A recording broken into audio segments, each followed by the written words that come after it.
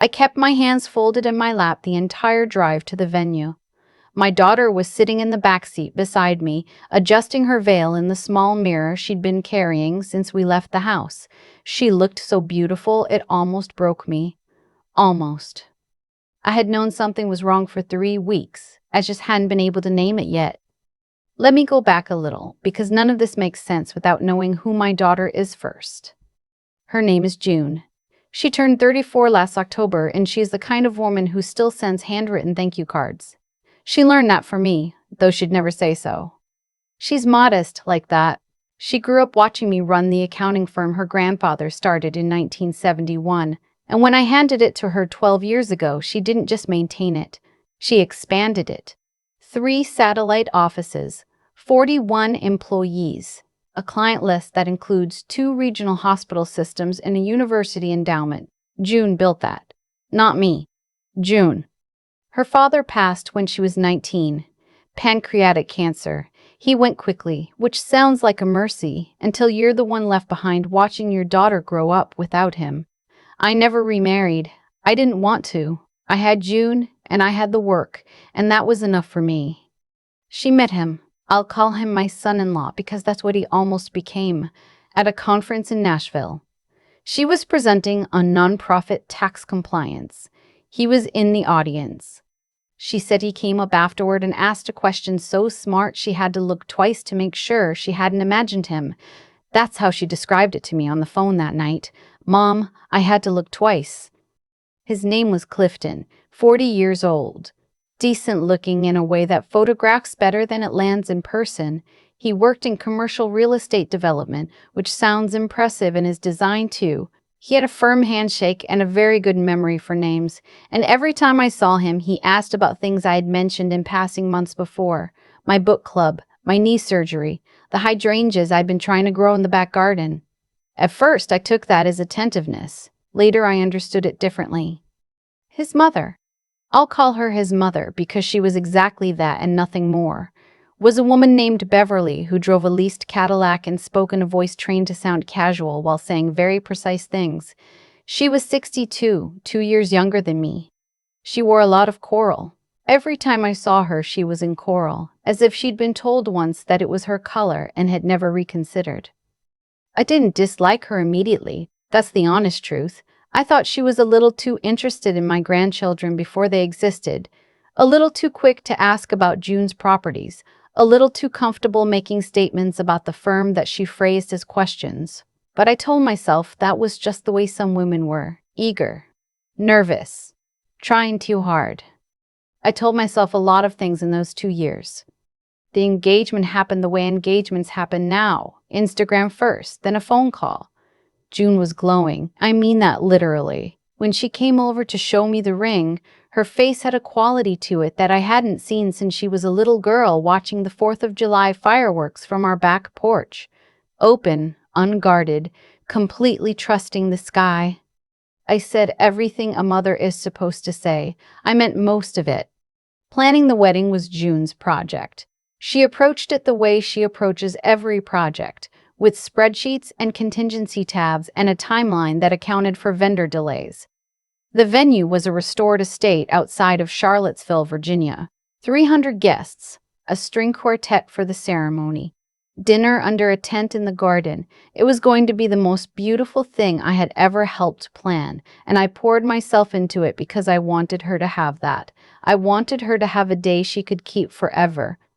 3 weeks before the wedding, something shifted. It started small. I noticed that Clifton had become very interested in a conversation I was not part of. June mentioned, almost as an aside, that he had been asking questions about the firm's ownership structure, whether it would transfer to her spouse upon marriage, whether I'd updated my estate documents recently. She said she told him she didn't know, and he had said, casually, that it was probably worth finding out. I heard that and I felt something move through me that I don't have a better word for than cold. I didn't say anything to June. She was 34 days from her wedding. She was happy in a way I had not seen her be happy in years. I was not going to plant a seed in that garden without being sure. So I watched, quietly the way I have always done things when they matter. The week before the wedding, Clifton's mother flew in from Scottsdale. We had a family dinner at June's condo. Clifton had moved in 6 months earlier, and I sat at that table and I listened more than I talked, which is unusual for me, and I noticed things. The way his mother's eyes moved around the room, cataloging. The way Clifton touched June's shoulder when he spoke to her, always a half-second too performative. The way the two of them exchanged a look when June mentioned she had updated her power of attorney documents. Just a look. Fast. But I am 64 years old. I have been reading rooms since before either of them was born. I drove home that night, and I sat in my kitchen for a long time with a cup of tea I didn't drink. The day before the wedding, we had a venue walkthrough. The estate staff had set up the ceremony chairs, and the florist had done a preliminary arrangement in the garden that made June cry a little. The good kind of crying. The kind that comes from something being exactly right. We walked through the timeline, confirmed the catering, sorted a small issue with the string quartet's setup position. Clifton and his mother arrived late. They said, been dealing with some paperwork. They were vague about what kind. June didn't ask. I noticed she didn't ask. That evening, after June had gone upstairs to rest, I was walking back from the garden toward the main house. The venue had a covered breezeway along the side of the building, and as I came around the corner, I heard voices. I want to be precise about what happened next, because I have replayed it many times and I want to be accurate. I heard Clifton's voice first. He was not whispering. He was speaking in the low, comfortable tone of a man who believes he is alone. I slowed. I did not announce myself. Maybe that makes me the kind of person who listens at corners. I have made peace with that. He said, the timing works. Once we're married, the firm structure shifts. She's already named me secondary on 2 of the accounts. Give it 18 months, maybe 24. She trusts me completely. His mother said, and the mother? He said, she's not a problem. She's already handed the firm to June. Whatever June has, I have. That's how it works. His mother laughed. It was a small, satisfied sound. She said, I raised you right. He said, the hard part is done. She's in love with me. That's the easiest lock there is. I stood in that breezeway for what felt like a very long time. My hand was against the wall. The stone was cold. I could hear the catering staff somewhere on the other side of the building, laughing about something, the ordinary world going about its ordinary business, while I stood there understanding that my daughter's life was being discussed like a transaction to be settled. I did not cry. I want to be clear about that. I didn't cry then, and I didn't cry later.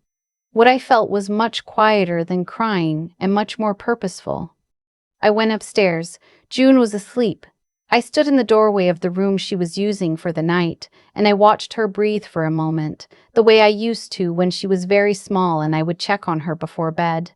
Then I went to my own room, sat down at the small desk near the window, and I called my attorney. It was 9:47 at night. He answered on the third ring because that's the kind of attorney he is and because I have been his client for 26 years. I told him what I had heard. I told him clearly and without embellishment, the way he has always asked me to communicate. And when I finished, there was a brief silence on the line and he said, Adeline, don't do anything tonight. I said, I'm not going to do anything tonight. He said, what do you need from me? I told him. He said he would have it ready by morning. I did not sleep. I lay in the dark and I thought about June at 19, sitting in a hospital corridor in a plastic chair, holding a paper cup of coffee that had gone cold, waiting for news about her father that was not going to be good news. I thought about how she had looked at me that night and said, tell me it's going to be okay. And how I had said, you are going to be okay. Because I had learned by then not to make promises about things outside my control, only about her. You are going to be okay. I had meant it then. I meant it now. The difference was that this time, being okay required me to do something that would cause her tremendous pain on the happiest day of her life. I thought about that for a long time. Whether I had the right, whether I was certain enough, whether the grief of stopping a wedding was worth the greater grief of a marriage that was never real. By 4 in the morning, I had my answer. I don't think it was even a hard one, underneath all the complication. It was just painful. The wedding was scheduled to begin at 2 in the afternoon. My attorney arrived at the estate at 9 with the documents I had requested. We sat in a small sitting room off the main hall, and he walked me through everything. We spoke for 40 minutes. When he left, I had what I needed. I helped June get ready. That part is important to me, and I don't want to skip over it. I was there when her hair was done. I was there when the photographer came in to capture her getting into the dress. I held the back of it while her maid of honor did the buttons. 32 small pearl buttons up the spine, and I thought about how much she had wanted that dress specifically, had found it in a small bridal boutique in Georgetown, and sent me a picture immediately and said, "Mom, it's the one." It was the one. She was stunning in it. I told her so, and I meant it completely. I kissed her cheek. I told her I loved her. I told her she deserved everything good. Then I excused myself and I went to find Clifton. He was in the groom's suite with his groomsmen and his mother. I knocked. His mother opened the door. When she saw it was me, something moved across her face. Not quite surprise, more like recalculation. I asked to speak to Clifton privately. He came into the hallway with the ease of a man who is not worried because he had no reason, in his mind, to be worried about me. He straightened his tie. He smiled. I said, "I need you to know that I was in the breezeway last night." I watched his face. I saw the exact moment he understood what I meant. I said, "I heard everything, and I want to be honest with you because I think honesty is a courtesy even people like you deserve. I am not going to let this wedding happen." He started to speak. I raised my hand, not unkindly. I said, "The accounts June named you on as secondary. Those designations were amended this morning. My attorney has also updated the partnership documents for the firm. There's nothing here for you to wait 18 months for, Clifton. It's already been moved." He looked at me. His face had gone very still. I said, "I'm going to tell June now. I'm going to tell her everything I heard, and I'm going to play her the recording on my phone, and she's going to make her own choice from there. But I want you to understand that whatever choice she makes, the financial architecture you were counting on no longer exists. You can stay if you love her. There's nothing left here if you don't." I paused. I said, "I already know which one is true." I left him standing in the hallway and I went back to my daughter. June was alone when I came in. Her maid of honor had stepped out. She was standing at the window looking at the garden, holding a small bouquet of lily, of the valley that she'd insisted on carrying in addition to the formal arrangement, because they had been her father's favorite flower. She looked like a painting. She looked like every good thing. I said, "June, I need you to sit down." She turned. She looked at my face. She didn't sit down. She said, "Mom, what happened?" Not a question. A recognition. The way she has always been able to read me even when I don't want to be read. I told her. I played the recording. I watched her face go through every single thing you would expect a face to go through. Disbelief. A kind of desperate searching for an alternate explanation, and then a stillness that I recognized, because it is the same stillness I had found in myself in the breezeway the night before. She didn't cry. Not then. She stood very straight in her wedding dress, and she listened to her mother tell her that the man she was going to marry in 2 hours had spoken about her love for him as though it were a mechanism he had learned to operate. When I finished, she was quiet for a long moment. She said, "Was his mother part of it?" I said, "Yes." She nodded, small, precise. She said, "Okay." That was it. That one word. In 34 years, I have learned that when June says okay in that particular tone, she means she has already decided and she does not need more time. I spoke with the officiant. I spoke with the venue coordinator. The guests were in their seats. The string quartet was playing Pachel Bell. 300 people were waiting in the garden under an afternoon sky that was almost aggressively beautiful, all pale blue and soft light. The kind of sky that has no business existing on a day like this one. The coordinator made an announcement that there had been an unexpected development and the ceremony would not be proceeding. She was professional and calm and gave nothing away. I have always respected people who can do difficult things without drama. Clifton and his mother left before June came downstairs. I know because I watched from the window. His mother was wearing coral. The guests were mostly quiet and mostly kind, the way people are when they are confused and trying to be decent about it. Some of them stayed. June came downstairs in a different dress, a blue wrap dress she had packed as a travel outfit, and she sat in the garden with her closest friends and her maid of honor, and she drank champagne that had been chilled for a reception that wasn't happening. And she looked out at the flower arrangements, and she said almost nothing for a long time. At some point, she reached over and took my hand. She didn't say thank you. She didn't have to.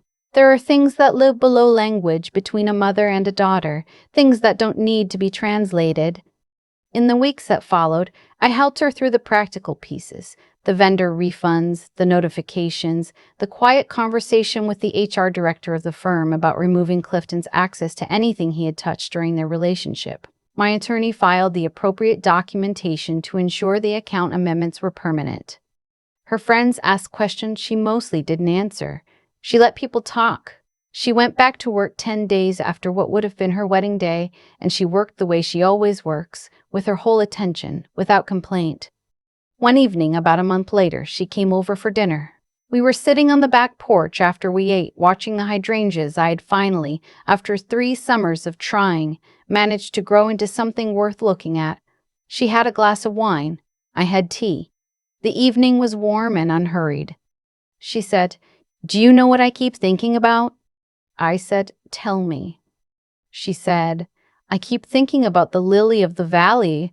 I was standing there holding it, and I was thinking about Dad, and I was thinking that he would have liked the day, and then you walked in." She paused. She said, "I think he sent you." I didn't say anything for a while. The hydrangeas moved a little in the evening air. The light was going soft and golden, the way summer light does when the day is deciding to end. I said, "I think he would have done exactly the same thing." She smiled. It was a real smile, not a healed smile. Healing takes longer than a month, but a real one, the kind that acknowledges the wreckage and shows up anyway. She refilled her wine. She asked about my book club. I told her. We sat there for another hour in the cooling dark, talking about ordinary things, and that was enough. That was exactly enough. I have been asked, since then, whether I regret how I handled it, whether I should have confronted him sooner or differently, whether stopping a wedding in front of 300 people was the right scale of intervention. I don't waste energy on those questions. I know what I heard. I know what the recording captured. I know that the man she was going to marry spoke about her love for him as a lock, and that his mother laughed, and that his mother laughed, and that neither of them had a single moment of hesitation. Some things are not complicated when you stop trying to make them polite. June is doing well. She is always going to do well. She is the kind of woman who walks through the worst rooms of her life and comes out the other side still sending handwritten thank you cards, still expanding things, still choosing to be decent when decency is hard. She learned that from somewhere. I like to think she learned it from me. There's a version of that evening I used to replay where I did nothing, where I walked past that breezeway, heard those voices, and told myself I wasn't sure enough, that I needed more time, that maybe there was an explanation I hadn't thought of yet. I know that version well because I spent part of that night lying in the dark, waiting for morning, visiting it, turning it over, looking at what it would have cost. The answer was June. It would have cost June. What Clifton didn't understand, and what I think his mother never taught him, is that actions don't stay contained to the moment you take them. They move forward. He made a calculation in that hallway, measured, patient, cold, and he believed it would pay out quietly over 18 months, while my daughter believed she was loved. That's not just dishonesty. That's a sustained, deliberate choice to treat another person's life as a problem to be solved for personal gain. And choices like that have weight. They settle into things. Into who you are, into what you attract, into what eventually comes back around to meet you. I'm not speaking about anything mystical. I'm speaking about the simple, observable truth that a person who builds their life on that kind of foundation does not, in the end, build anything that holds. I've thought about what it takes to do what he did, to sit across from a woman at dinner, to ask about her work, remember her stories, smile at the right moments, and feel nothing real behind any of it. That requires a particular kind of moral vacancy, not passion gone wrong, not weakness, vacancy. And I think his mother carried some of that too, because she laughed. She didn't hesitate. She said, "I raised you right," which tells you everything about what she believed she had built. June is the opposite of that. She built the firm not by taking from anyone but by being sharper, more prepared, more willing to stay in the difficult work longer than the people around her. That's not an accident of talent. That's a choice made over and over again, year after year, to show up with her full mind and her full integrity, even when it would have been easier not to. I watched her do it. I watched her earn every piece of what she has. And when the worst day of her life arrived, dressed in white, surrounded by flowers, in front of 300 people who were waiting to celebrate her, she sat with the truth I handed her, and she made a clean decision. She didn't perform grief for the room. She didn't collapse. She changed her dress, and she sat in the garden, and she let herself feel what she felt. And then she went back to work 10 days later. That kind of steadiness doesn't come from nowhere. It comes from practice, from having decided somewhere along the way who you are going to be when things fall apart. I think that's what I most want people to hear in this story. Not the recording, not the confrontation, not even the wedding that didn't happen. What I want people to hear is that the clarity I had in that breezeway, the ability to know what I was hearing and know what it required of me, came from a lifetime of paying attention, of refusing to be polite when honesty was what the moment needed, of loving June in ways that sometimes looked like inconvenience rather than comfort. Good judgment is not a gift, it's a discipline, and the willingness to act on it, even when the cost is enormous, is something you build slowly, the same way my daughter built everything else worth keeping in her life. One decision at a time, with your eyes open,